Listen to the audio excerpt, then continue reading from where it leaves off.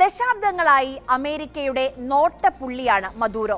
മദൂറോയുടെ നേതൃത്വത്തിലുള്ള കമ്മ്യൂണിസ്റ്റ് ഭരണകൂടത്തെ അട്ടിമറിക്കുക എന്നത് അമേരിക്കയുടെ ലക്ഷ്യമാണ്. മദൂറോയെ അറസ്റ്റ് ചെയ്യാൻ സഹായിക്കുന്നവർക്ക് അമേരിക്ക വലിയ പാരിതോഷികവും പ്രഖ്യാപിച്ചിട്ടുണ്ട്. 437 കോടി രൂപ. USS Gerald R. അമേരിക്കൻ നാവികസേനയിലെ വിമാനവാഹിനി കപ്പലുകളിലെ പ്രധാനിയാണ് USS Gerald R Ford. Dozen കണക്കിന് F-18 സൂപ്പർ ഹോർനെറ്റ് ജെറ്റുകൾ ഈ വിമാനവാഹിനിയിലുണ്ട്. വെനസ്വേലയിലെ വ്യോമ പ്രതിരോധ സംവിധാനങ്ങളെ നിഷ്പ്രഭമാക്കാൻ ഇവയ്ക്ക് കഴിയും.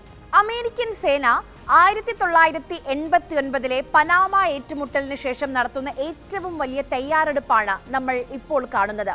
ഒരു ദശാബ്ദക്കാലത്തെ കടുത്ത സാമ്പത്തിക തകർച്ച, അമിത പണപ്പെരുപ്പം, വൻതോതിലുള്ള തൊഴിലില്ലായ്മ, ഭക്ഷണം, മരുന്ന് തുടങ്ങിയ അടിസ്ഥാന ആവശ്യങ്ങളുടെ കടുത്ത ക്ഷാമം. ശരിക്കും പറഞ്ഞാൽ വെനസ്വേല ഇന്നൊരു മാനുഷിക പ്രതിസന്ധിയിലാണ്. പണ്ട് ക്യൂബയോട് അമേരിക്കയ്ക്കുണ്ടായിരുന്ന അതേ വിരോധമാണ് ഇന്ന് വെനസ്വേലയോടും. മദൂറോയുടെ ദിനം എണ്ണപ്പെട്ടുവെന്നാണ് ഈ കഴിഞ്ഞ ദിവസം ട്രംപ് പറഞ്ഞത്. അട്ടിമറി ആരോപണം ശരിവെക്കുന്നതാണ് റോന്തു ചുറ്റുന്ന യുദ്ധക്കപ്പലുകളും വിമാനവാഹിനികളും. വെനസ്വേലയെ ആക്രമിക്കാൻ ഒരുങ്ങുന്ന അമേരിക്ക വിയറ്റ്നാം നൽകിയ പാഠമൊന്ന് ഓർക്കുന്നത് നല്ലതായിരിക്കും. അമേരിക്ക വെനസ്വേലയെ ആക്രമിച്ചു കീഴ്പ്പെടുത്താൻ പോവുകയാണോ? കഴിഞ്ഞ 3 മാസത്തിനുള്ളിൽ 15,000 സേനാംഗങ്ങൾ, 1 ഡസൻ യുദ്ധക്കപ്പലുകൾ അമേരിക്ക കരീബിയൻ കടൽ തീരത്ത് എത്തിച്ചത് എന്തിനാണ്? അമേരിക്കൻ നേവിയുടെ മോസ്റ്റ് ലീത്തൽ കോംബാറ്റ് പ്ലാറ്റ്ഫോം എന്നറിയപ്പെടുന്ന എയർക്രാഫ്റ്റ് കാരിയറും ഇതിലുണ്ട്. വെനസ്വേലയിൽ വർദ്ധിച്ചു വരുന്ന ലഹരിക്കടത്തിനെ പ്രതിരോധിക്കാനെന്ന അമേരിക്കൻ വാദം നമ്മൾ വിശ്വസിക്കണം. വെനസ്വേലയുടെ എണ്ണ ശേഖരം നിയന്ത്രിക്കാനാണോ ഡൊണാൾഡ് ട്രംപ് ശ്രമിക്കുന്നത്? അമേരിക്കയുടെ അടുത്ത വിയറ്റ്നാമാണോ വെനസ്വേല? Let me explain.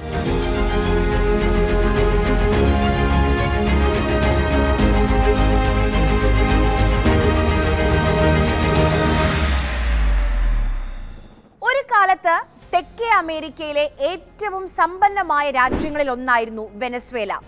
ലോകത്തിൽ വെച്ച് ഏറ്റവും വലിയ എണ്ണ നിക്ഷേപമുള്ള രാജ്യം. എണ്ണ മാത്രമല്ല, സ്വർണം, കൽക്കരി, ബോക്സൈറ്റ് തുടങ്ങിയവയുടെ വലിയ കലവറ. ഇത് പഴയ വെനസ്വേലയാണ്. കഥ മാറി കാലവും. വെനസ്വേല ഇന്നൊരു ദരിദ്ര രാജ്യമാണ്. മനുഷ്യർക്ക് ജീവിക്കാൻ സുരക്ഷിതമല്ലാത്ത രാജ്യങ്ങളുടെ പട്ടികയിൽ 1-ാം സ്ഥാനത്താണ് വെനസ്വേല ഇന്ന്. ലോകത്തിലെ ഏറ്റവും വലിയ ക്രിമിനൽ രാജ്യമാണിന്ന് കണക്കുകൾ പ്രകാരം വെനസ്വേല. സ്വന്തം രാജ്യത്ത് ജീവിക്കാൻ പറ്റാതെ ആളുകൾ കൂട്ടപ്പലായനം ചെയ്യുകയാണ്. ആഭ്യന്തര യുദ്ധകാലത്ത് സിറിയയിൽ നിന്നുള്ള പലായനത്തിന് തുല്യമെന്നാണ് രാജ്യാന്തര സംഘടനകളൊക്കെ പറയുന്നത്. വെനസ്വേലയ്ക്ക് ഇതെന്താണ് പറ്റിയത്? അതിന് കാരണം ആഭ്യന്തര കലാപമല്ല, മറിച്ച് സാമ്പത്തിക പ്രതിസന്ധിയാണ്. എങ്ങനെയാണ് വെനസ്വേല ഇങ്ങനെ വീണുപോയത്? ആ ചരിത്രത്തിലേക്ക് വരും മുൻപ് ഇപ്പോൾ വെനസ്വേലയിൽ എന്താണ് നടക്കുന്നതെന്ന് നമുക്ക് ആദ്യം നോക്കാം. വെനസ്വേലയിൽ ഇടതുപക്ഷമാണ് ഭരിക്കുന്നത്. 12 വർഷമായി നിക്കോളാസ് മദൂറോയാണ് രാജ്യത്തിന്റെ ഭരണാധികാരി. ഈ ഇടത് സർക്കാരിനെ അട്ടിമറിക്കാൻ അമേരിക്ക ശ്രമിക്കുന്നുവെന്നാണ് ആരോപണം. ഇതാദ്യമായിട്ടല്ല ഈ ആരോപണം വരുന്നതും. 2ാം തവണ അമേരിക്കൻ പ്രസിഡന്റായി അധികാരമേറ്റതു മുതൽ വെനസ്വേലയിലെ ഭരണകൂടത്തിനെതിരെ ഡൊണാൾഡ് ട്രംപ് രംഗത്തുണ്ട്. മദൂറോ 3ാം വട്ടവും അധികാരത്തിൽ വന്നതു മുതൽ അമേരിക്കൻ ഇടപെടൽ ശക്തമായി. 3ാം വട്ട തെരഞ്ഞെടുപ്പ് അന്താരാഷ്ട്ര സമൂഹവും തള്ളിയിരുന്നു. വെനസ്വേലയുടെ അയൽ രാജ്യങ്ങളായ ബ്രസീൽ, കൊളംബിയ അടക്കമുള്ള രാജ്യങ്ങൾ പോലും ഈ തെരഞ്ഞെടുപ്പ് ഫലം അംഗീകരിച്ചിരുന്നില്ല. നിലവിൽ ഇറാൻ, ചൈന, റഷ്യ ഈ രാജ്യങ്ങളുമായൊക്കെ വെനസ്വേലയ്ക്ക് നല്ല ബന്ധമാണ്. പക്ഷേ വെനസ്വേല ഒറ്റപ്പെട്ട് തന്നെയാണ്. മദൂറോയുടെ സ്ഥാനാരോഹണ ചടങ്ങിൽ ക്യൂബയുടെയും നിക്കരാഗ്വയിലെയും പ്രസിഡന്റുമാർ മാത്രമാണ് പങ്കെടുത്തത്. ദശാബ്ദങ്ങളായി അമേരിക്കയുടെ നോട്ടപ്പുള്ളിയാണ് മദൂറോ. മദൂറോയുടെ നേതൃത്വത്തിലുള്ള കമ്മ്യൂണിസ്റ്റ് ഭരണകൂടത്തെ അട്ടിമറിക്കുക എന്നത് അമേരിക്കയുടെ ലക്ഷ്യമാണ്. അഴിമതിക്കാരൻ, നാർക്കോ ഭീകരവാദി എന്നൊക്കെയാണ് അമേരിക്ക മദൂറോയെ വിശേഷിപ്പിക്കുന്നത്. മദൂറോയെ അറസ്റ്റ് ചെയ്യാൻ സഹായിക്കുന്നവർക്ക് അമേരിക്ക വലിയ പാരിതോഷികവും പ്രഖ്യാപിച്ചിട്ടുണ്ട്. 437 കോടി രൂപ. ലോകത്തിലെ ഏറ്റവും വലിയ മയക്കുമരുന്ന് കടത്തുകാരിൽ ഒരാളെ പിടിക്കാൻ ഞങ്ങളെ സഹായിക്കൂ എന്നാണ് അമേരിക്ക പറയുന്നത്. ട്രംപിന്റെ ആദ്യ ഭരണകാലത്ത് മയക്കുമരുന്ന് ടെററിസം, അഴിമതി, മയക്കുമരുന്ന് കടത്ത് തുടങ്ങിയ കുറ്റങ്ങൾ മദൂറോയ്ക്കെതിരെ അമേരിക്ക ചുമത്തിയിട്ടുണ്ട്. അമേരിക്കയുടെ ഈ ആരോപണങ്ങളൊക്കെ മദൂറോ എന്നും നിഷേധിച്ചിട്ടുണ്ട്. വെനസ്വേലയുമായി കൊമ്പ് കോർക്കാനുള്ള നടപടികൾ ഊർജിതമാക്കുകയാണ് ഡൊണാൾഡ് ട്രംപ്. കരീബിയൻ കടലിൽ വെനസ്വേലൻ ബോട്ടുകൾ ആക്രമിച്ച് തകർക്കുന്നത് ഇതിന്റെ ഭാഗമായിട്ടാണ്. അമേരിക്കയിലേക്ക് മയക്കുമരുന്ന് കടത്തുന്നു എന്നാരോപിച്ചാണ് ഈ നടപടി. അമേരിക്കയുടെ ന്യൂക്ലിയർ ബോംബർ വിമാനമായ B-52 വിമാനങ്ങളാണ് കരീബിയൻ മേഖലയിലേക്ക് ആദ്യം എത്തിയത്. പിന്നാലെ അമേരിക്കയുടെ അത്യാധുനിക വിമാനവാഹിനി കപ്പൽ കൂടിയെത്തി. ഇത് പെന്റഗൺ തന്നെ സ്ഥിരീകരിച്ചു. USS Gerald R.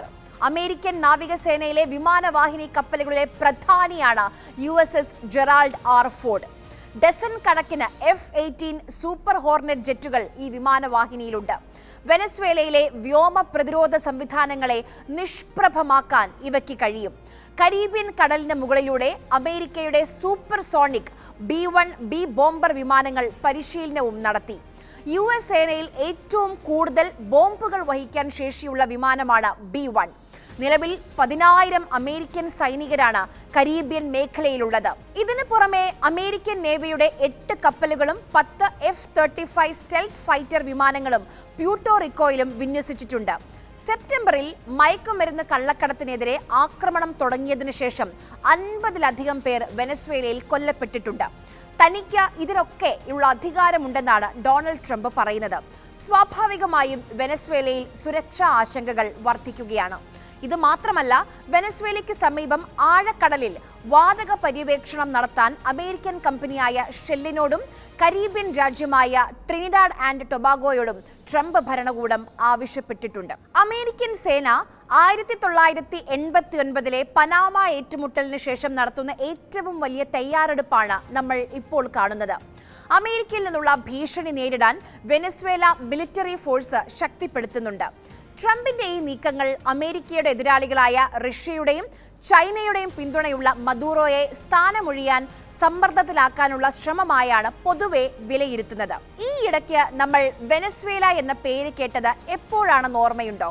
സമാധാനത്തിനുള്ള നൊബേൽ സമ്മാനം പ്രഖ്യാപിച്ച സമയത്തായിരുന്നു. നിരന്തരം ആവശ്യപ്പെട്ടിട്ടും അമേരിക്കൻ പ്രസിഡന്റ് ഡൊണാൾഡ് ട്രംപിന് കൊടുക്കാത്ത പുരസ്കാരം ഇത്തവണ കിട്ടിയത് വെനസ്വേലയിലെ ജനാധിപത്യ പോരാളി എന്നറിയപ്പെടുന്ന മരിയ കൊറീന മച്ചാഡോയ്ക്കാണ്. ട്രംപിനെ പോലെ മറ്റൊരു തീവ്ര വലതുപക്ഷക്കാരി മാത്രമാണ് മരിയെന്ന് പിന്നീട് നമ്മൾ തിരിച്ചറിഞ്ഞു. വെനസ്വേല എന്നും പലസ്തീൻ പക്ഷത്തായിരുന്നു. അത് ഷാവേസിന്റെ സമയത്തും മദൂറോയുടെ സമയത്തും. 2009 അമേരിക്കൻ ഭൂഖണ്ഡത്തിൽ പലസ്തീനെ ഒരു രാജ്യമായി അംഗീകരിച്ച ആദ്യ രാജ്യങ്ങളിൽ ഒന്നാണ് വെനസ്വേല. മരിയ കൊറീന മച്ചാഡോ ഇസ്രയേലിന് പരസ്യമായി പിന്തുണ പ്രഖ്യാപിച്ചിട്ടുണ്ട് പല തവണ. മച്ചാഡോയുടെ നിലപാടുകളിൽ ഏറ്റവും വിവാദമായത് അധികാരത്തിൽ വന്നാൽ ഇസ്രയേലിലെ വെനസ്വേലൻ എംബസി ജെറുസലേമിൽ വീണ്ടും തുറക്കുമെന്ന പ്രഖ്യാപനമായിരുന്നു. പ്രസിഡന്റ് ട്രംപിന്റെ പിന്തുണക്കാരിയാണ് മരിയ കൊറീന മച്ചാഡോ. വെനസ്വേലയിലെ ഭരണമാറ്റത്തിന് നമുക്ക് ഇതുവരെ ലഭിച്ചിട്ടുള്ളതിൽ വെച്ച് ഏറ്റവും വലിയ അവസരം എന്നാണ് ഡൊണാൾഡ് ട്രംപിനെ മരിയ വിശേഷിപ്പിച്ചത്. നൊബേൽ സമ്മാനം സ്വന്തം ജനതയ്ക്കൊപ്പം അമേരിക്കൻ പ്രസിഡന്റ് ഡൊണാൾഡ് ട്രംപിനും സമർപ്പിക്കാൻ മച്ചാഡോ മറന്നില്ല. എണ്ണ കയറ്റുമതിയിലൂടെ വെനസ്വേല ധാരാളം പണം സമ്പാദിച്ചിരുന്ന ഒരു കാലമുണ്ടായിരുന്നു. എന്നാൽ രാജ്യത്തിന്റെ സാമ്പത്തിക അടിത്തറ ശക്തിപ്പെടുത്താൻ ദീർഘവീക്ഷണത്തോടെയുള്ള പദ്ധതികൾ ആസൂത്രണം ചെയ്യുന്നതിൽ ഭരണാധികാരികൾ പരാജയപ്പെട്ടു. 12 വർഷമായി രാജ്യം ഭരിക്കുന്ന നിക്കോളാസ് മദൂറോയും അതിനു മുൻപ് 14 വർഷം അധികാരത്തിലിരുന്ന ഹ്യൂഗോ ഷാവേസും സാമ്പത്തിക പ്രതിസന്ധിക്ക് ഒരേപോലെ ഉത്തരവാദികളാണ്. പട്ടാളത്തിൽ ഉദ്യോഗസ്ഥനായിരുന്നു ഹ്യൂഗോ ഷാവേസ്. 44-ാം വയസ്സിൽ 99-ലാണ് ആദ്യമായി പ്രസിഡന്റ് ആകുന്നത്.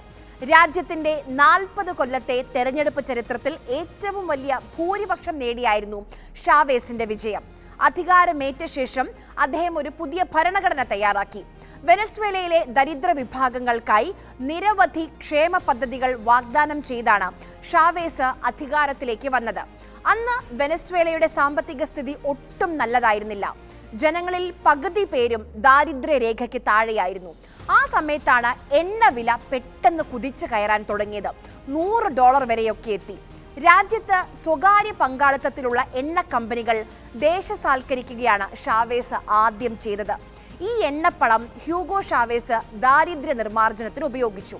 നിരവധി പദ്ധതികൾ ഇതിനായി നടപ്പാക്കി. ഭക്ഷണവും മരുന്നും മറ്റാവശ്യ സാധനങ്ങളും ചെറിയ വിലയ്ക്ക് ജനങ്ങൾക്ക് ലഭിക്കാൻ തുടങ്ങി. അതോടെ ജനങ്ങൾ ഹാപ്പിയായി. ഇതിന്റെ ഫലമായി 3 തെരഞ്ഞെടുപ്പുകളിൽ ഷാവേസ് ജയിച്ചു. ഷാവേസിന്റെ നേട്ടങ്ങൾ ലാറ്റിൻ അമേരിക്കയിൽ ഇടത് രാഷ്ട്രീയത്തിന്റെ മുന്നേറ്റത്തിനും വഴിവെച്ചു. ഷാവേസ് ഭരണത്തിൽ 2010 വരെയുള്ള കാലയളവിൽ വെനസ്വേല വളർച്ചയുടെ പാതയായിരുന്നു. 2013 അർബുദം ബാധിച്ച് ഹ്യൂഗോ ഷാവേസ് മരിച്ചു. അങ്ങനെയാണ് വെനസ്വേലയുടെ നേതാവായി നിക്കോളാസ് മദൂറോ വരുന്നത്. ബസ് ഡ്രൈവറായിരുന്ന മദൂറോ പിന്നീട് തൊഴിലാളി യൂണിയൻ നേതാവും അവിടെ നിന്ന് ഷാവേസിന്റെ വിദേശകാര്യമന്ത്രിയുമായി. പക്ഷേ ഷാവേസിന്റെ വ്യക്തിപ്രഭാവത്തിന്റെ പകുതി പോലും എത്താൻ മദൂറോയ്ക്ക് തുടക്കത്തിൽ കഴിഞ്ഞില്ല. ജനപ്രീതിയിൽ അമ്പയെ പരാജയപ്പെട്ടു. പോരാത്തതിന് രാജ്യാന്തര വിപണിയിൽ എണ്ണവില ഇടിയാനും തുടങ്ങി. അങ്ങനെ വെനസ്വേല വലിയ സാമ്പത്തിക പ്രതിസന്ധിയിലേക്ക് വീണു. എണ്ണയാണ് ഒരു കാലത്ത് ജനജീവിതം മെച്ചപ്പെടാൻ കാരണമായതെങ്കിൽ പിന്നെ അതേ എണ്ണ തന്നെ വെനസ്വേല നേരിടുന്ന സാമ്പത്തിക പ്രതിസന്ധികളുടെ കാരണവുമായി. രാജ്യവരുമാനത്തിന്റെ 95% എണ്ണ കയറ്റുമതിയെ ആശ്രയിച്ചാണ്. എണ്ണ വിറ്റ് കിട്ടുന്ന പണം കൊണ്ടാണ് ഭക്ഷണ സാധനങ്ങളും അവശ്യ വസ്തുക്കളും വിദേശ രാജ്യങ്ങളിൽ നിന്ന് ഇറക്കുമതി ചെയ്തിരുന്നത്. 2014 എണ്ണ വില ഇടിയാൻ തുടങ്ങിയതോടെ അത് ദുഷ്കരമായി തീർന്നു. അങ്ങനെ അവശ്യ സാധനങ്ങൾ കിട്ടാതെയായി. വിലക്കയറ്റത്തിന് വഴിവെച്ചു. നാണയപ്പെരുപ്പം ക്രമാതീതമായി കൂടി. ഒരു ദശാബ്ദക്കാലത്തെ കടുത്ത സാമ്പത്തിക തകർച്ച, അമിത പണപ്പെരുപ്പം, വൻതോതിലുള്ള തൊഴിലില്ലായ്മ, ഭക്ഷണം, മരുന്ന് തുടങ്ങിയ അടിസ്ഥാന ആവശ്യങ്ങളുടെ കടുത്ത ക്ഷാമം. ശരിക്കും പറഞ്ഞാൽ വെനസ്വേല ഇന്നൊരു മാനുഷിക പ്രതിസന്ധിയിലാണ്. ജനസംഖ്യയുടെ 1/3, അതായത് 9 ദശലക്ഷത്തിലധികം വെനസ്വേലക്കാർ ഗുരുതരമായ ഭക്ഷ്യ അരക്ഷിതാവസ്ഥയിലാണ്. 7 ദശലക്ഷത്തിലധികം ആളുകൾ, അതായത് രാജ്യത്തിന്റെ ജനസംഖ്യയുടെ ഏകദേശം 20% രാജ്യം വിട്ട് ഓടിപ്പോയി. ലാറ്റിൻ അമേരിക്കൻ ചരിത്രത്തിലെ ഏറ്റവും വലിയ പലായനം. തെക്കേ അമേരിക്കൻ ഭൂഖണ്ഡത്തിന്റെ വടക്കേ അറ്റത്തുള്ള എണ്ണ സമ്പന്നമായ രാജ്യം വെനസ്വേല. പണ്ട് ക്യൂബയോട് അമേരിക്കയ്ക്കുണ്ടായിരുന്ന അതേ വിരോധമാണ് ഇന്ന് വെനസ്വേലയോടും. മദൂറോയുടെ ദിനം എണ്ണപ്പെട്ടുവെന്നാണ് ഈ കഴിഞ്ഞ ദിവസം ട്രംപ് പറഞ്ഞത്. അട്ടിമറി ആരോപണം ശരിവെക്കുന്നതാണ് റോന്തു ചുറ്റുന്ന യുദ്ധക്കപ്പലുകളും വിമാനവാഹിനികളും. അമേരിക്ക മറക്കാൻ ആഗ്രഹിക്കുന്ന ഏടാണ് വിയറ്റ്നാം യുദ്ധം. ലോകത്തിലെ ഏറ്റവും വലിയ ശക്തി ഒരു ചെറിയ രാജ്യത്തോട് തോറ്റു തലകുനിച്ചത് ഓർക്കാൻ പോലും ആഗ്രഹിക്കുന്നുണ്ടാകില്ല. വെനസ്വേലയെ ആക്രമിക്കാൻ ഒരുങ്ങുന്ന അമേരിക്ക വിയറ്റ്നാം നൽകിയ പാഠമൊന്ന് ഓർക്കുന്നത് നല്ലതായിരിക്കും. സൈനിക ശക്തിയും ആയുധങ്ങളുമല്ല യുദ്ധത്തിലെ ഗ്യാരണ്ടി, മറിച്ച് മനുഷ്യന്റെ പ്രതിരോധ ശേഷിയാണ്, സ്വാതന്ത്ര്യത്തിനായി പോരാടാനുള്ള മനസ്സും.